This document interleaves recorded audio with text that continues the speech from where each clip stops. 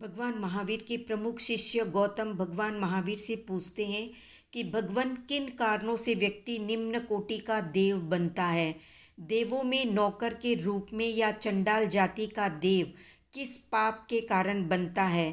क्या ऐसा कर्म वो करता है जिससे देव बनने के बावजूद भी वो निम्न कोटि का उपहास या अपमानित होने वाला बनता है। क्या है उसका मूल कारण जिससे व्यक्ति निम्न कोटि का देव, जिसे किल्विषिक देव भी कहते हैं, वो बनता है। तो भगवान महावीर समाधान देते हुए बताते हैं कि किल्विषिक देव उन्हें कहते हैं जो पाप के कारण देवों में चंडाल कोटि के देव होते हैं। वे देव सभा में चांडाल की तरह अपमानित होते हैं। देव सभा में जब कुछ बोलने के लिए मुंह खोलते हैं तो महर्दिक देव उन्हें अपमानित करके बैठा देते हैं, बोलने नहीं देते। कोई भी देव उनका आदर सत्कार नहीं करता। आगे भगवान बताते हैं कि किन कर्मों के आदान ग्रहण या निमित्त से किल्विषिक देव के रूप में उत्पन्न होते हैं।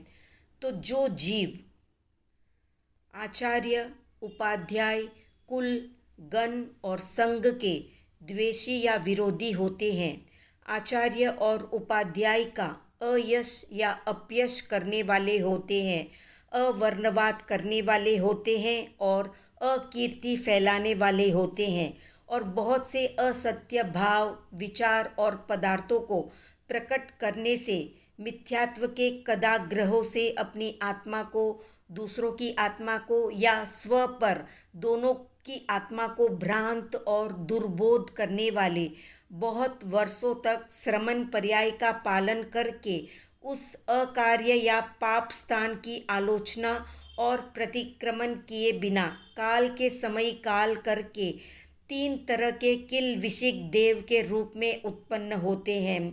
3 पल्योपम की स्थिति वाले, 3 साग्रोपम की स्थिति वाले और 13 साग्रोपम की स्थिति वाले। आगे गौतम भगवान महावीर से पूछते हैं कि किल्विषिक देव अपना आयुष्य पूरा करके कहाँ पर जाते हैं, यानी मृत्यु होने के बाद वे कहाँ जाते हैं। तो भगवान महावीर जवाब देते हुए बताते हैं कि कुछ किल्विषिक देव नरक, तिर्यंच, मनुष्य और देव के 4-5 भव करके इतना संसार परिभ्रमण करने के पश्चात सिद्ध, बुद्ध और मुक्त होते हैं या सर्व दुखों का अंत करते हैं। और कितने ही किल्विषिक देव प्रनादि, अनादि, अनंत संसार में 4 गति रूप संसार कांतार यानी संसार रूपी अटवी में परिभ्रमण करते हैं।